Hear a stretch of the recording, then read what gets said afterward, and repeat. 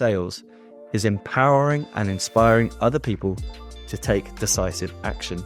The empowerment comes from giving them rational, objective, factual reasoning and a business case and an ROI and all those sorts of things to make that decision based upon. And our inspiring part is to provide them with an emotional connection or get them to really feel like taking that decisive action is the right thing to do. Now, there is a technicality here. Real quick before we begin. Working with over 1,000 recruiters, I've seen the same thing time and time again.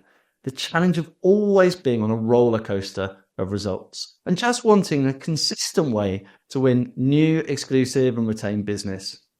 To help figure out how you can get there, I've created a business development assessment, a way to test your strategy. It's a simple process with a few questions designed to give you actionable steps that you need to win consistent business for your agency, whether you're a leader or a top biller.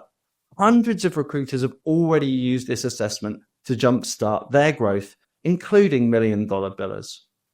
And as a valued listener to the show, I've included a link so you can access it for free right now in the show notes. I'd love to hear your thoughts, so please go check it out.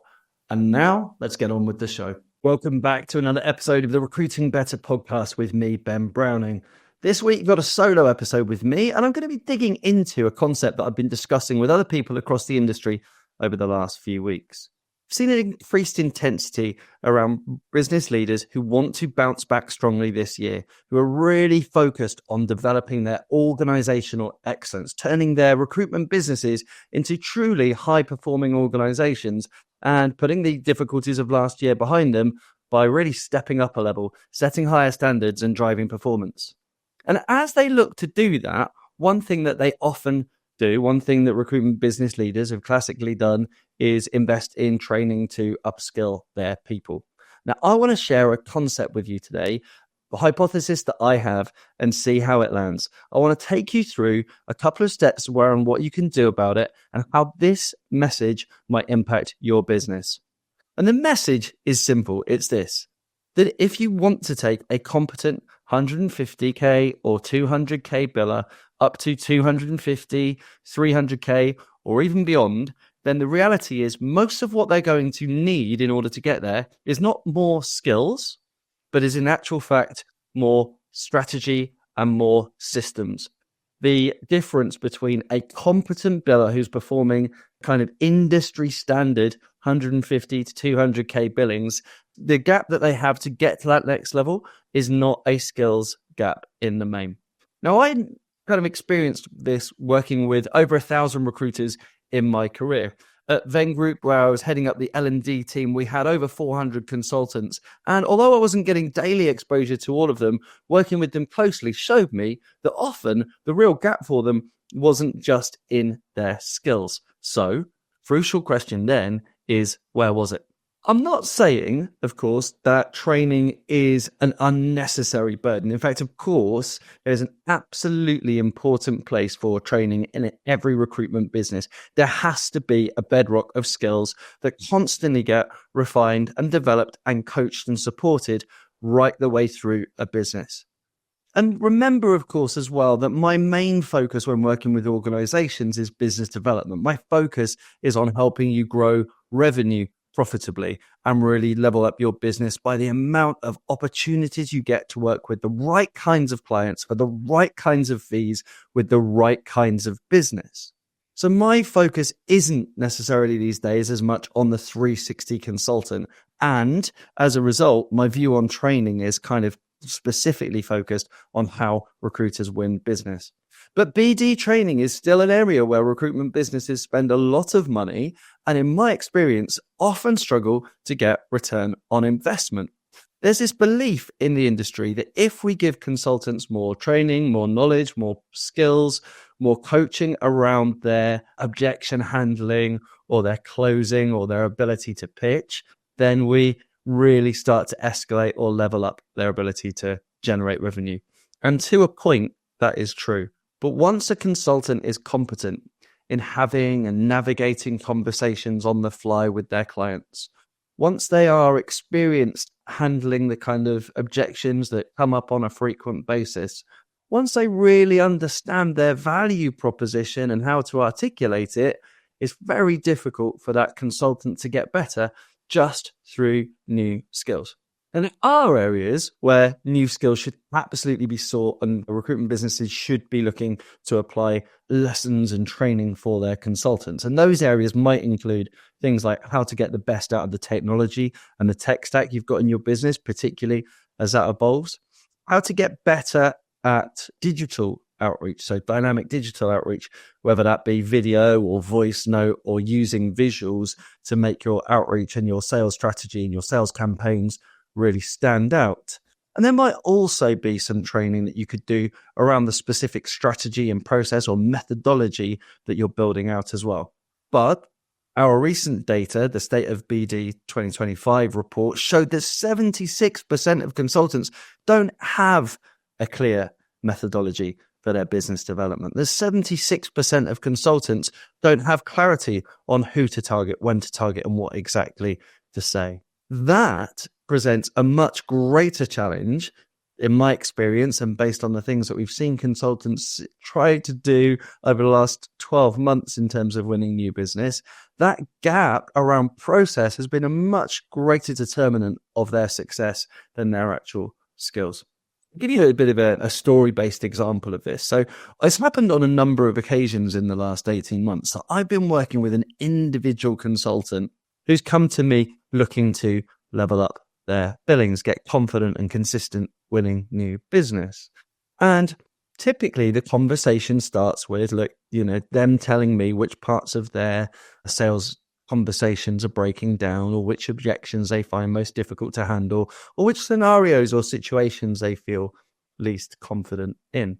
And the expectation is often that there will be a tactic or a technique that I can share with them that will make a marked difference. But in talking to them, what commonly happens is that whilst there are questions and question devices, rhetorical devices, or tactics that we discuss that can have some impact, it doesn't really change a great deal. And yet, when we step back and look at the end-to-end strategy that they have around their sales processes, we start to see a real growth in their confidence and in their consistency around BD. And that confidence and consistency is then what drives their results, not only in terms of quick wins, but also in terms of a strategic focus that enables them to continue to deliver. I've interviewed on this podcast in the recent weeks people like Jamie Rogers from Darwin, who is a great example of somebody with brilliant skill pointing in the wrong direction, or at least not pointing in the best direction to get the best results for himself. Adam Tiberius, who's also been on the show, was another great example of someone with masses of hunger, really good knowledge and ability, but without the right underpinning strategy to get him exactly where he wanted to get to. So it may well be that if you're looking at your recruitment business right now and you're thinking, we want to level up, we want to give our consultants more ability, or create an environment for high performance, to really start putting the afterburners on and get after some seriously weighty growth targets.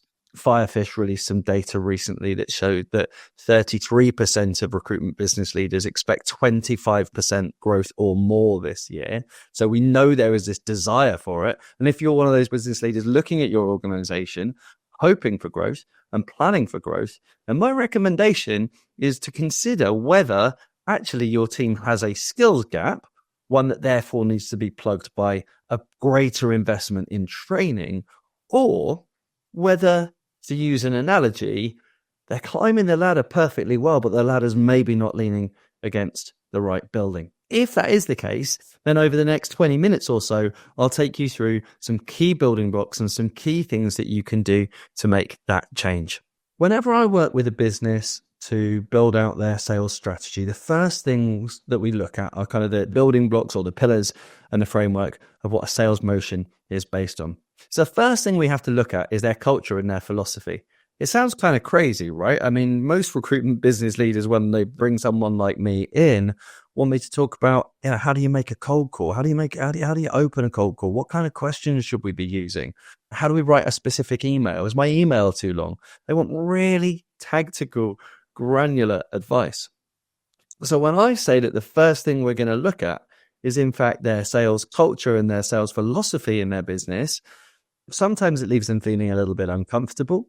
And it's only as they start to see the results of it that they realize just how significant that impact is. If you're a business leader trying to achieve more, focused or recognizing that the whole piece around getting after it is going to require you to level up your strategy, then culture and philosophy is exactly where to start.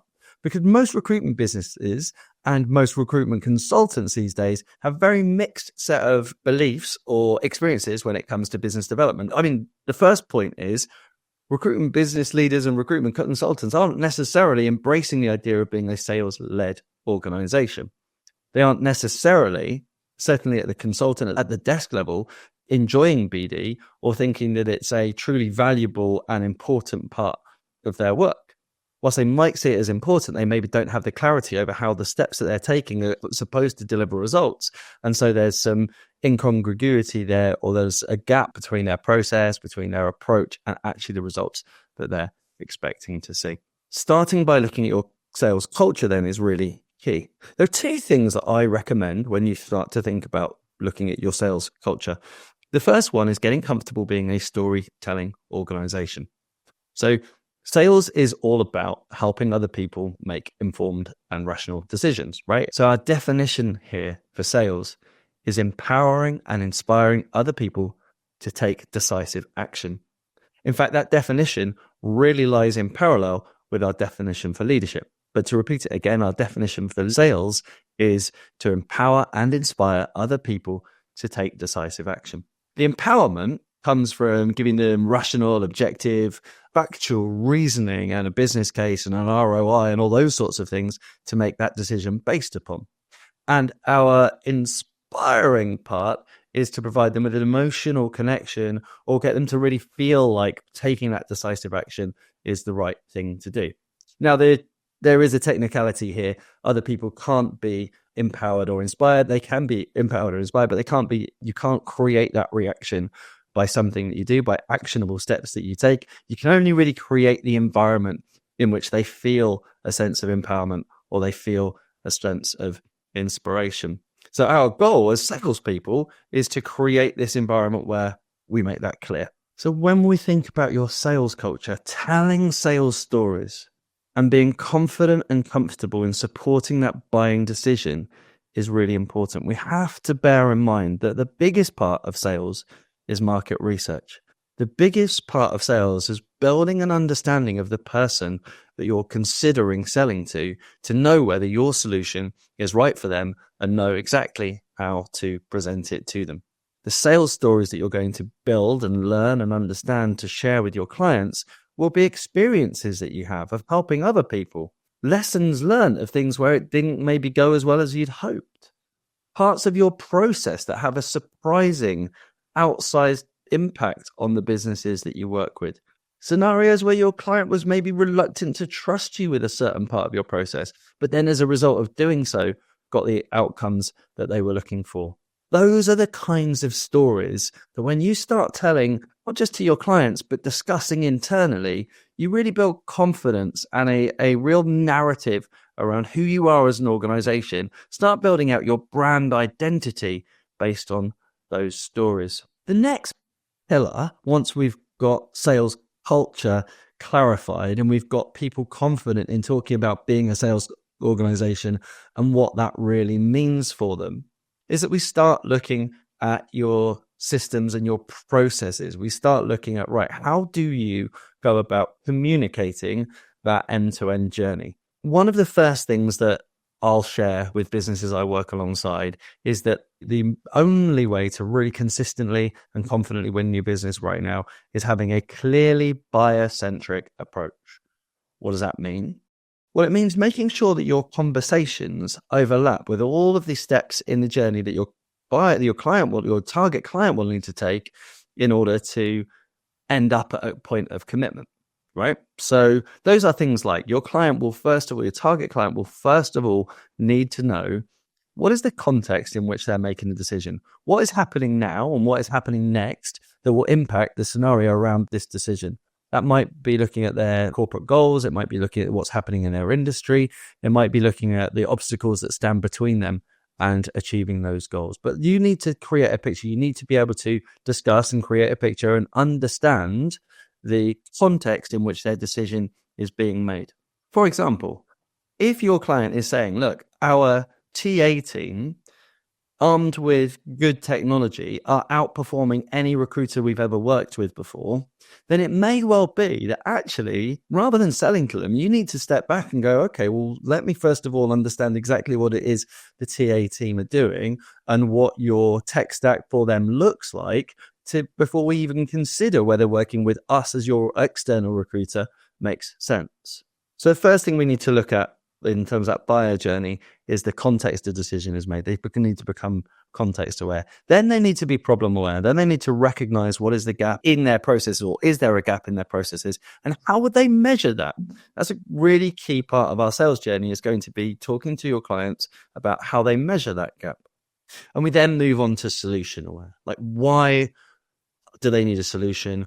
What kind of solutions are available? Why is yours a viable option from the solutions, and which one might they choose given the context, given the state and the scale of the problem, which solution is right for them? Until we know those three things, as a salesperson, we have no right in presenting our solution as the right thing for them, because we simply don't know until that point whether there's a need or whether we're even a fit for what they're trying to achieve. Until that point, we just don't know whether we're going to be a fit for what they need. So now we've looked at culture and systems. The next step in our 7 pillars is to look at metrics. What do you track as an organization, as a business, that helps you know whether your sales motion is effective? CVs to interviews and CV coverage and interview coverage against jobs, all that kind of stuff. Great delivery metrics, really important, but not telling you anything about the effectiveness or the growth and the improvements across your sales team. Yes, you need to be looking at your ratios between your conversion ratios, between outreach and meetings booked, between meetings booked and deals closed. You absolutely need to be thinking about that through your pipeline. You also want to be thinking about your client value and how effective you are at tying clients down and increasing your client value over time. So there's a whole range of metrics around your sales methodology you also want to consider. And you've got to be really honest with yourselves or honest with the business about whether the metrics that you track really help you understand how effective you are at driving revenue and making sense of how to improve that revenue generating process. Once you've got your culture, your process, and your metrics nailed down, then we look at the fourth tier, or the fourth pillar, which is this idea of boosting performance. Now, that is where your coaching, your training, your regular interventions, your kind of sales enablement piece sits. That's where you can start investing serious time, money, and effort in boosting individuals' confidence and skill set.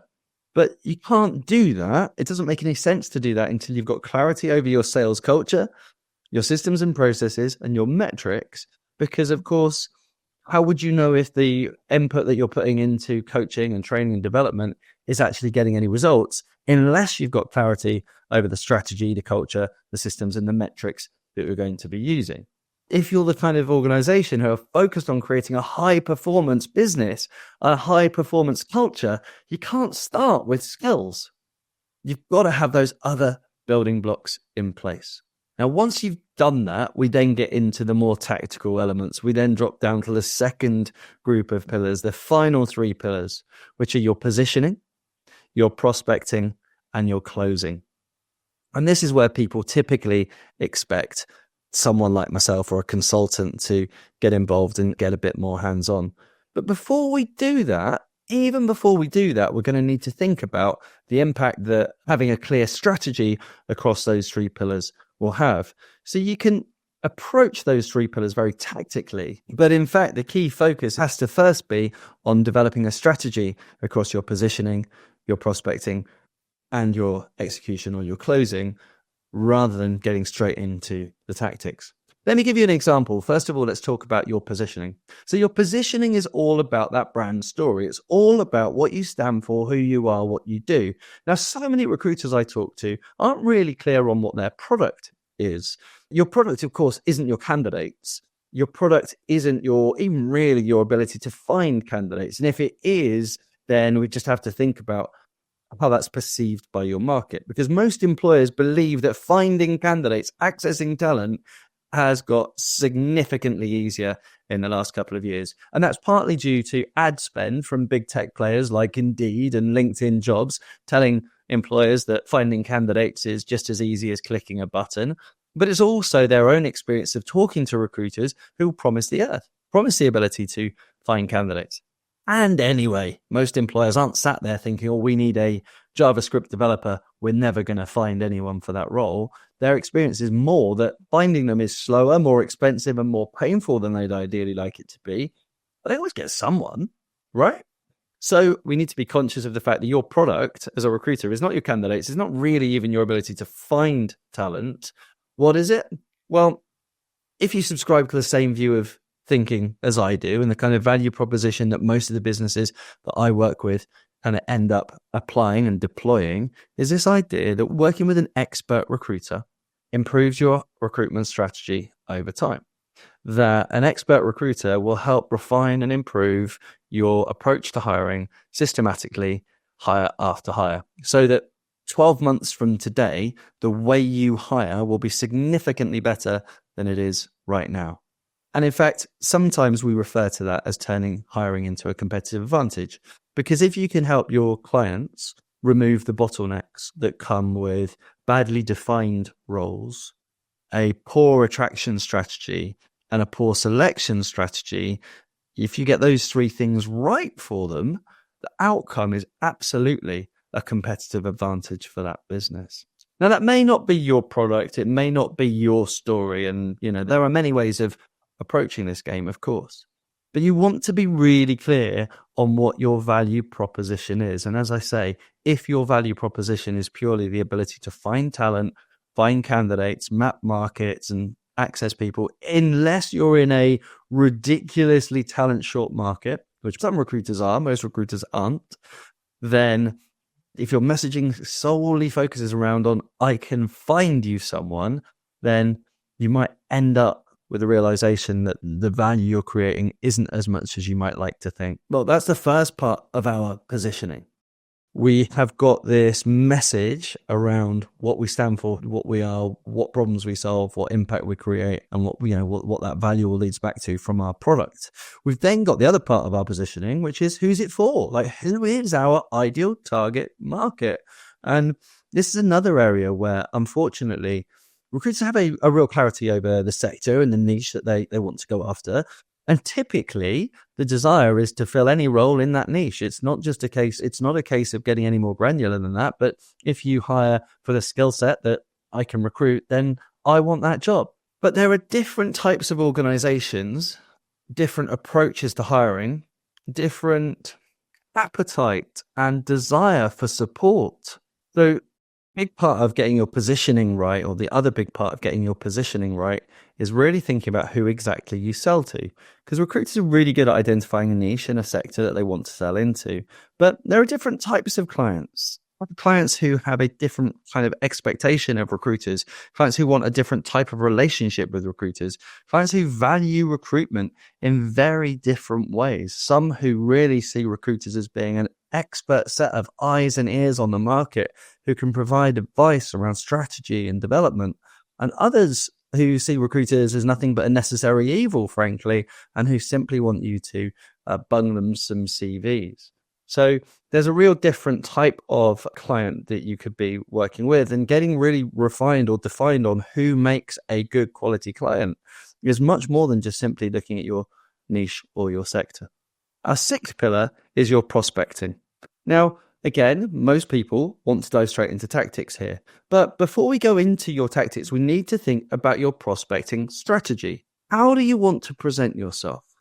What do you want to include in your prospecting strategy? What is the desired outcome from your prospecting strategy? What channels will you use? How will those channels combine? What processes or systems will you use to make sure that those channels combine in a way that is easy and simple to do, but at the same time kind of really effective and optimized? I guess an example of this would be, one of the core parts of our playbook, right? So we run the Recruiters Sales Playbook 2025, and that consists of a number of core elements in the prospecting piece. It consists of dynamic digital outreach, so video, voice, and visual.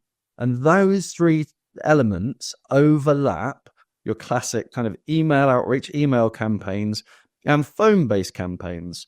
But those multimedia messages sound very different from the calls we make. And the calls have a very different purpose to the emails we make.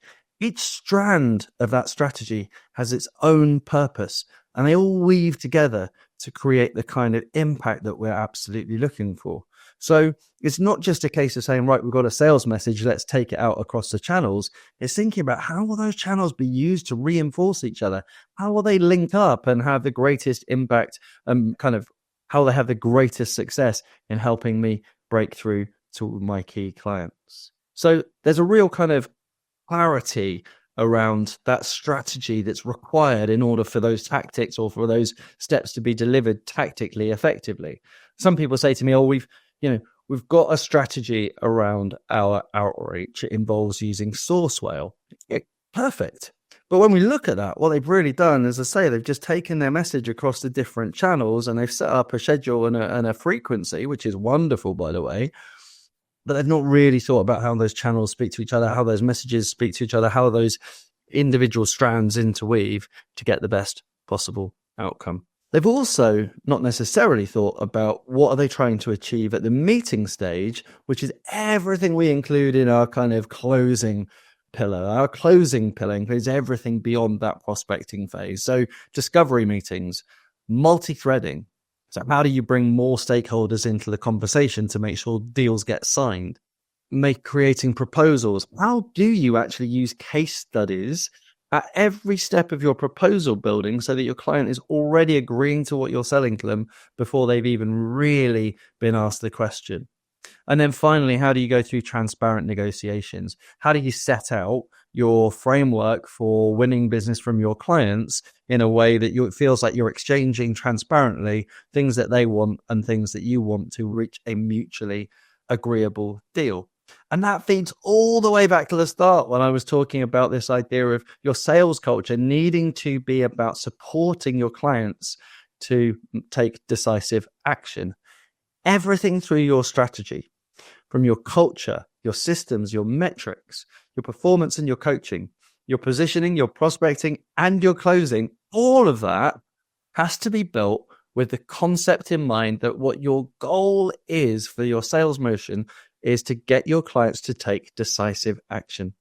And if you can do that effectively and consistently, if you can get that strategy right, if you can get that mid-tier that sits between the overall leadership of the business, but above the level of the consultants at the desk, if you can get that sales operational kind of element right, then everything your consultants do at the desk will draw from that strategy.